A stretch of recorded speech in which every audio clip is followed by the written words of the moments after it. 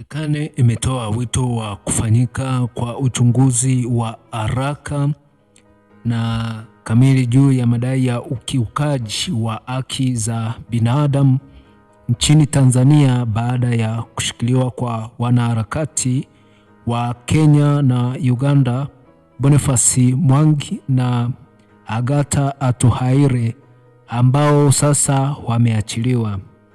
Wanaharakati Boniface Mwangi na Agatha Atuhaire wa Uganda walizuiliwa nchini Tanzania mapema wiki hii nchini Tanzania baada ya kwenda nchini humo kuhudhuria kesi ya kiongozi wa Chadema Tundu Lissu.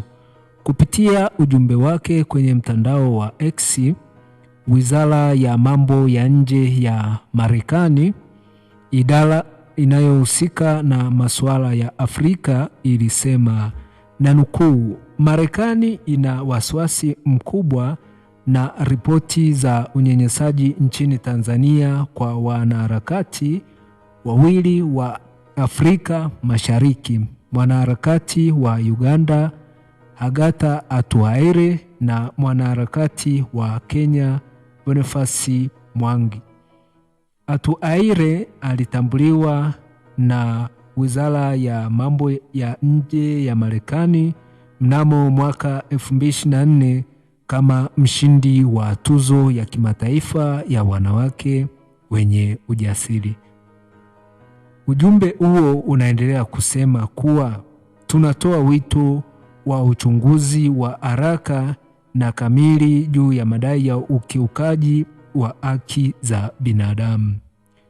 Tunahimiza nchi zote katika eneo hili kuwawajibisha wale waliohusika na kukiuka haki za binadamu, ikiwa ni pamoja na mateso. Mwangi aliachiliwa huru siku ya Alhamisi baada ya Kenya kutoa wito kwa serikali ya Tanzania kuchukua hatua ya haraka na bila kuchelewa ili kuwezesha ufikiwaji wa kibalozi au kuachiliwa kwa Mwangi kwa mujibu wa sheria na kanuni za kimataifa kidiplomasia.